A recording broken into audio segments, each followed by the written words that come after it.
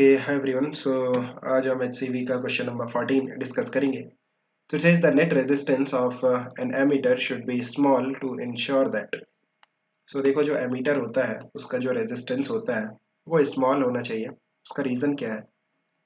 Let's say हमारे पास एक resistance R है और इसे हम एक बैटरी जिसका EMF E है इससे कनेक्ट करते हैं। नाउ इस रेजिस्टेंस से कितना करंट पास करेगा I? That will be simply E upon R. Let's call it I actual ना, जो एक्चुअल करंट इस रेजिस्टेंस से पास कर रहा है that is I actual which is E upon R. Now इसे मेजर करने के लिए आपको क्या करना पड़ेगा? सर्किट में एक एमीटर लगाना पड़ेगा। लेट्स से ये जो एमीटर है इसका रेजिस्टेंस है RA। नाउ इसके कारण क्या होगा कि इस सर्किट का जो इक्विवेलेंट रेजिस्टेंस है वो हो जाएगा R प्लस RA। नाउ ये जो बैटरी है कितना करंट सप्लाई करेगी? I that is equal to E divided by R plus RA।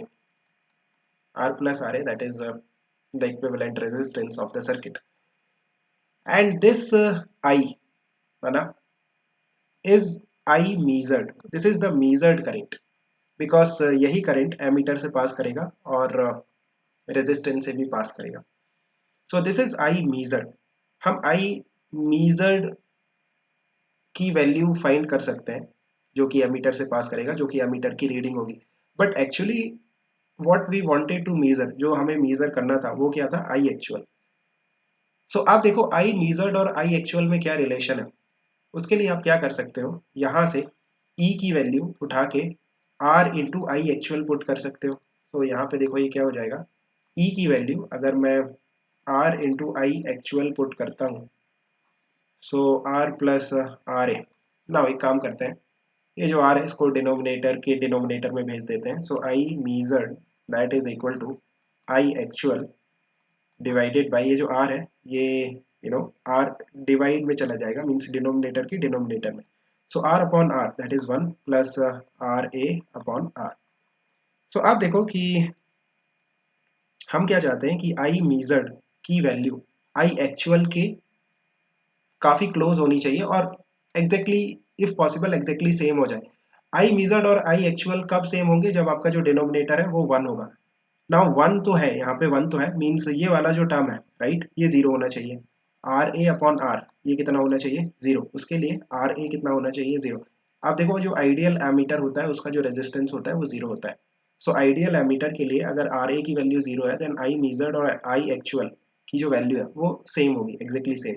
अगर हम चाहते हैं कि इन दोनों की वैल्यूज वेरी क्लोज हो, है ना, उनमें ज़्यादा डिफरेंस ना हो, देन आपका जो डिनोमिनेटर है राइट वो 1 के काफ़ी क्लोज होना चाहिए, वो 1 होना चाहिए। अगर 1 नहीं हो पा रहा है देन 1 के काफ़ी क्लोज होना चाहिए।